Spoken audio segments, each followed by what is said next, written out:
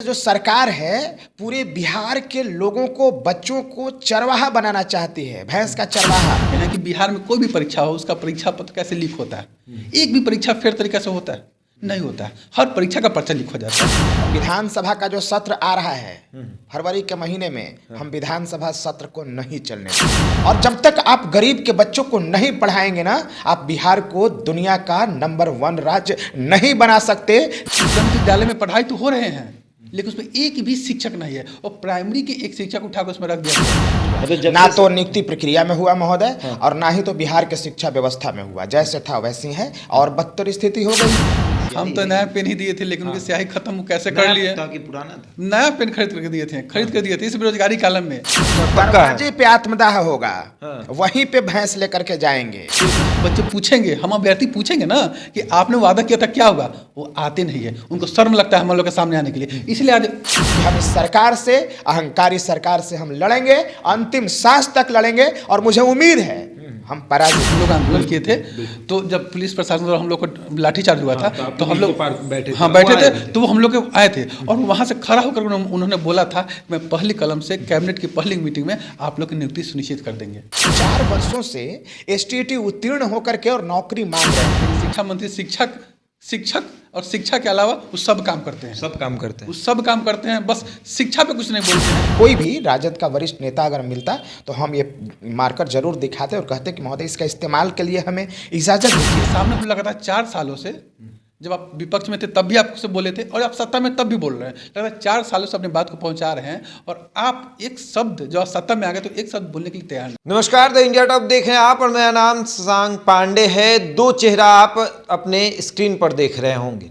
एक तरफ अनिल जी हैं और दूसरे तरफ रुपेश हैं।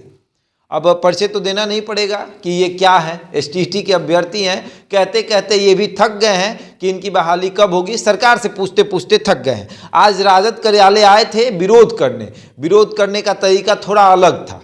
भैंस लेकर आए थे और इनका कहना था ये भैंस इसलिए हम लेकर आए हैं क्योंकि एक भोजपुरी में कहावत है कि भैंस के आगे बीन बजाओ भैंस करे पगुराई। मतलब कि जो जिस चीज़ के लिए बना है उसके सामने वैसा करिएगा तो वही होगा। यानी भैंस के आगे अगर बीन बजाइएगा, यानी शिक्षा मंत्री भैंस है और इनके सामने ये लोग नौकरी मांग रहे हैं और वो नौकरी नहीं दे रहे हैं। वो क्या कर रहे हैं? वो रामचरितमानस पर बयानबाजी कर रहे हैं, वो सड़कों का उद्घाटन कर रहे हैं। यानी शिक्षा मंत्री शिक्षा से जुड़ा चीज़ों को छोड़कर बाकी सब काम कर रहे हैं। अनिल जी हमारे साथ मौजूद हैं, रुपेश जी हमारे साथ मौजूद हैं। शुरू से लगातार मांग उठाते आए हैं। आज फिर बात करेंगे कि आखिर क्या होगा, नौकरी मिलेगी या इसी तरह भैंस गाय बैल सब लेकर आना पड़ेगा पार्टी कार्यालय। सबसे पहले धन्यवाद शशांक भाई। नौकरी मिलेगी कि नहीं मिलेगी ये तो मैं नहीं कह सकता। मैं ये कह सकता हूँ संघर्ष जारी रहेगा। और विधानसभा का जो सत्र आ रहा है फरवरी के महीने में, हम विधानसभा सत्र को नहीं चलने देंगे। इस पर दरवाजे पे आत्मदाह होगा, वहीं पे भैंस लेकर के जाएंगे। फिर भैंस लेकर, और भैंस जो लेकर के आज गए राजद कार्यालय में, हमारा उद्देश्य क्या था? तो हमारा उद्देश्य स्पष्ट ये था, पूरे देश दुनिया समाज को ये संदेश देना महोदय कि ये जो सरकार है पूरे बिहार के लोगों को, बच्चों को चरवाहा बनाना चाहती है, भैंस का चरवाहा।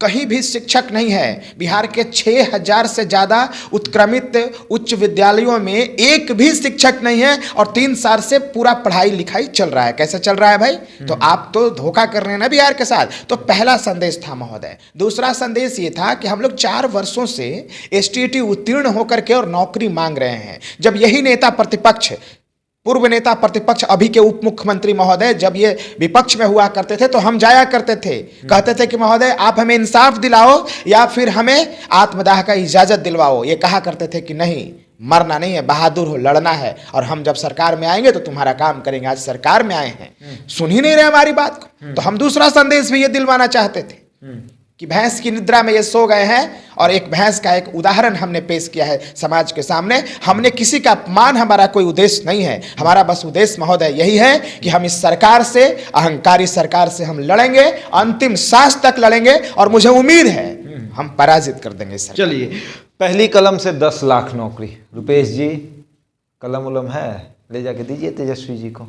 दे आए हैं। दे आए हैं। जैसे वो सत्ता में आए थे, हाँ। हम पहले कलम हम ही दिए थे जाकर अच्छा, उनके आवास हो, पे। बिल्कुल उनके आवास खबर पे भी चली थी, जी कॉपी और कलम देने वाले जी, आए थे। वो जाकर के हम लोग कॉपी कलम गिफ्ट किए थे। हाँ। और बोले भी थे हाँ। कि कलम से जो आपको बोले हैं कि पहली कलम से आप लोग नियुक्ति देंगे और 10 लाख रोजगार देंगे तो दीजिए। स्याही अब आपकी खत्म हो बारी। गया का? अब तो वही जाने। जाके पूछिए एक बार कि स्याही हम तो है नया कि- पेन ही दिए थे, लेकिन उनकी हाँ। स्याही खत्म वो कैसे कर नया लिए। था कि पुराना था? नया पेन खरीद करके दिए थे, खरीद कर दिए थे इस बेरोजगारी कालम में। हाँ। हम लोग उनको नया पेन खरीद करके दिए थे। हाँ। लेकिन उसके बाद जो वो पलटे हैं, हाँ। ये जैसा पलट गए वो, हम लोग को बहुत उनसे उम्मीद था। वो युवा थे, हम लोग उनसे बहुत उम्मीद लगाए थे कि वो हमारे दर्द को समझेंगे। लेकिन जब वो विपक्ष में रहते हैं तो उनकी भाषा कुछ और होती है, जब सत्ता में आते हैं तो चाशनी में वो पड़ जाते हैं और चाशनी में चाटने लगते हैं। वो भूल जाते हैं कि हम क्या वादा करके आए थे। अब तो शिक्षा मंत्री भी उन्हीं के पार्टी का है। शिक्षा मंत्री तो उन्हीं के पार्टी के जरूर हैं, लेकिन शिक्षा मंत्री शिक्षक और शिक्षा के अलावा वो सब काम करते हैं। सब काम करते हैं। वो सब काम करते हैं, बस शिक्षा पे कुछ नहीं बोलते हैं, जिसके कारण आज हम लोग ने प्रतीकात्मक तौर पर भैंस लेके गए थे। इसीलिए भैंस का उद्देश्य था कि ये आपको संदेश देना कि आपके सामने हम लगातार 4 सालों से, जब आप विपक्ष में थे तब भी आपसे बोले थे और आप सत्ता में तब भी बोल रहे हैं, लगातार 4 सालों से अपनी बात को पहुंचा रहे हैं। और आप एक शब्द, जब आप सत्ता में आ गए तो एक शब्द बोलने के लिए तैयार नहीं है। आप कुछ भी नहीं बोलिएगा तो आपकी तुलना हम लोग भैंस से कर रहे हैं। आप अब ये तो आपको शर्मिंदगी वाली बात है ना कि आज शिक्षा मंत्री की तुलना भैंस से क्यों किया जा रहा है।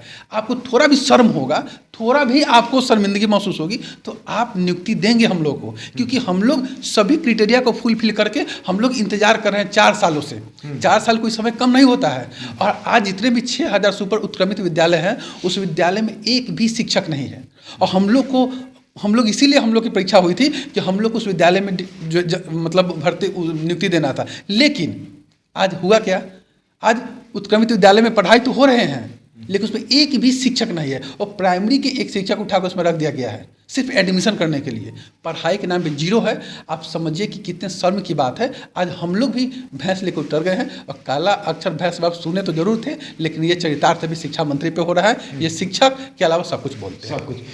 हाथों में पेन है, लगता है तेजस्वी यादव को जाएंगे देने के लिए। इसी कलम से लिख दीजिए हमारे। नहीं, वहाँ पर मैं राजद कार्यालय के पास जब हम लोग खड़े थे तो ये मार्कर है, ये जी एक शिक्षक को एक मार्कर के साथ रहना चाहिए। तो ये लिए हुए थे कि हम भैंस के साथ तो हैं ही, ये तो एक सांकेतिक प्रदर्शन है, विरोध प्रदर्शन है, जो हम ये संदेश देना चाहते थे देश दुनिया समाज को। लेकिन अगर कोई माननीय उप मुख्यमंत्री महोदय या फिर कोई भी राजद का वरिष्ठ नेता अगर मिलता तो हम ये मार्कर जरूर दिखाते और कहते कि महोदय इसका इस्तेमाल के लिए हमें इजाज़त दीजिए, हमें नियुक्ति प्रक्रिया प्रारंभ करवाइए, स्कूल में भेजिए, हमें क्या ये सब भैंस पर चढ़ने को आप मजबूर कर रहे हैं। बस यही उद्देश्य था महोदय। ये उद्देश्य। बिल्कुल बिल्कुल। अच्छा, एक बात बताइए, तेजस्वी यादव जब उप मुख्यमंत्री थे, मुझे याद है मैंने आप लोगों की खबरों को किया है, आप लोग 9-9 बजे रात को जाते थे, लगभग 2-2 घंटा तक बात होता था।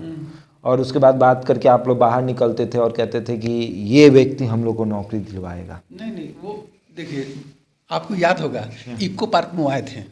जब हम लोग आंदोलन किए थे तो जब पुलिस प्रशासन द्वारा हम लोग को लाठीचार्ज हुआ था तो हम लोग बैठे थे तो वो हम लोग के आए थे। और वहाँ से खड़ा होकर उन्होंने बोला था मैं पहली कलम से कैबिनेट की पहली मीटिंग में आप लोग की नियुक्ति सुनिश्चित कर देंगे।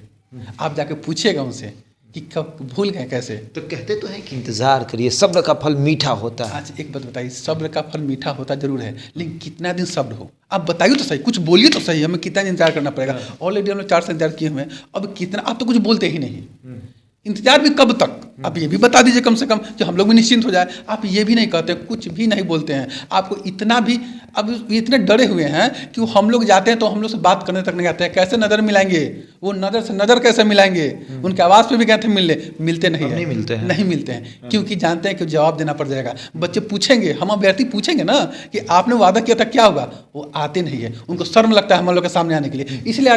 इसलिए हम लोग गए थे राजद कार्यालय के सामने कि कम से कम अब भी तो वो हम लोग से आकर मिल ले। अनिल जी, जब से ये सरकार बनी है लगभग 3 महीने से, मतलब 5 महीने, 6 महीने लगभग हो चुके हैं, कुछ प्रोसेस हुआ, कुछ आगे बढ़ा? कुछ नहीं प्रोसेस हुआ। क्या प्रोसेस हो गया? कुछ नहीं प्रोसेस हुआ। मतलब ना तो नियुक्ति प्रक्रिया में हुआ महोदय, और ना ही तो बिहार के शिक्षा व्यवस्था में हुआ। जैसे था वैसी है और बदतर स्थिति हो गई है। सबसे ज्यादा प्रोसेस हुआ अनिल जी के साथ। जेल जाना पड़ा। 35 दिन जेल में बिल्कुल, रखे 35 दिन तक मैं जेल में रहा हूँ और मेरा गुनाह बस यही था कि हम बिहार के शिक्षा व्यवस्था को दुरुस्त करना चाहते थे और शिक्षक दिवस के दिन हम ये सरकार को बताना चाहते थे कि महोदय आप में ये कमियां हैं, आप इसको दूर करिए, नहीं दूर करिएगा तो हम संघर्ष करेंगे और बिहार के इंसाफ के लिए लड़ेंगे। हम लोग अपने लिए सिर्फ नहीं लड़ रहे हैं, एक नौकरी लेना उद्देश्य मात्र नहीं है हमारा, हम समाज का निर्माता हैं। शशांक भाई, समाज में बहुत तरह से पैसे कमाए जा सकते हैं, गलत सही बहुत तरह से पैसे कमाए जा सकते हैं, हम भी पैसा कमा सकते हैं, लेकिन हमने उस रास्ता को नहीं चुना। हमने एक ऐसा रास्ता के चुना जिससे बिहार का राष्ट्र का निर्माण हो। पढ़ाएं, और जब तक आप गरीब के बच्चों को नहीं पढ़ाएंगे ना, आप बिहार को दुनिया का नंबर 1 राज्य नहीं बना सकते। नाली और गली से किसी राज्य का और किसी समाज का विकास नहीं हो सकता, ये बात याद अच्छा, रखें। एक बात बताइए, अगर प्रोसेस शुरू किया जाए एसटीईटी का, कितने दिन में नौकरी मिल जाएगी? कितना समय लगेगा शिक्षा मंत्री को, मतलब कितना मेहनत लगेगा, कितना समय लगेगा शिक्षा मंत्री को कि आप लोगों को नौकरी मिल जाएगी? देखिए, इसमें कुछ मेहनत की जरूरत नहीं है, सब कुछ फिक्स है। नियमावली 2 पेज का नियमावली लाना है, 1 दिन का ये काम है, नियमावली आ जाएगा और नियुक्ति प्रक्रिया ऑनलाइन कर दीजिए, ऑनलाइन और सेंट्रलाइज हो जाएगा, इसमें कुछ करना ही नहीं है। लेकिन हम लोग जब भी जाते हैं ना, आप देख रहे होंगे कि हम लोग जब सड़क उतरते हैं तो लाठीचार्ज होता है। आप डाक बंगला पे देखिए कैसे लाठीचार्ज हुआ, कैसे दौड़ा दौड़ा कर बच्चे को मारा गया, बेरहमी से पीटा गया। आप ये भी देखते हैं कि बिहार में कोई भी परीक्षा हो, उसका परीक्षा पत्र कैसे लीक होता है। एक भी परीक्षा फेयर तरीके से होता है? नहीं होता है। हर परीक्षा का पर्चा लीक हो जाता है, हर परीक्षा का क्वेश्चन लीक हो जाता है। अभ्यर्थी सड़क पर उतरते हैं, उसको डंडा से मारते हैं, और जब पूछा जाता है माननीय नीतीश जी से तो उनको कहते हैं कि कहाँ चला डंडा। आप उनको मालूम ही नहीं है, उनके नाक के नीचे डाक बंगला जो पटना का दिल है, आप वहाँ पे डंडा चलता है, लाठी चार्ज होता है, कितने बच्चों को उठा के जेल में डाल दिया जाता है, उनको मालूम तक नहीं है। अरे भाई मेरे, नासमझ बनने का प्रयास मत कीजिए। हम लोग जागरूक हैं, हम लोग जानते हैं आप नासमझ बन रहे हैं, लेकिन इसका परिणाम आपको भुगतना पड़ेगा, जरूर। आखिरी सवाल है अनिल जी, क्या लगता है कि ये 2023 आप लोगों के लिए खुशियाँ लाएगा? खुशियाँ लाएगा या नहीं लाया ये मैं नहीं कह सकता। अब कैसे कह दूं कि खुशी होगी या नहीं, लेकिन आंदोलन होगा ये हम आपको दावे के साथ कह रहे हैं। आर पार की लड़ाई होगी ये दावे के साथ कह रहे हैं। और विधानसभा का सत्र हम नहीं चलने देंगे ये दावे के साथ कह रहे हैं। विधानसभा के आगे हम आत्मदाह करेंगे ये दावे के साथ कह रहे हैं। विधानसभा के आगे हम भैंस लेकर के जाएंगे ये हम दावे के साथ कह रहे हैं। हम सभी साथी मरने को, मिटने को और जेल भरो आंदोलन की शुरुआत करेंगे ये हम दावे के साथ कह रहे हैं, ये हम करेंगे। मतलब 2023 हंगामेदार होगा, आर पार की लड़ाई। मतलब 2023 में अगर नौकरी एसटीईटी अभ्यर्थियों को नहीं मिली तो ये सदन जो है वो नहीं चलने देंगे, भैंस लेकर सदन में पहुंचेंगे विधानसभा में और सरकार को बताएंगे कि आप जिस तरीके से बच्चों को भैंस चराने पर मजबूर कर रहे हैं वो हम नहीं होने देंगे। हमें नौकरी चाहिए, हम स्कूल में जाना चाहते हैं, पढ़ाना चाहते हैं। पहली बार आप ऐसा देख रहे होंगे जब शिक्षक ये कह रहे हैं कि हमें स्कूलों में जाना है और सरकार ये कह रहा है कि थोड़ा इंतज़ार करो, सब्र का फल मीठा होता है। बहरहाल बने रहे हमारे साथ और देखते हैं ना द इंडिया टॉक।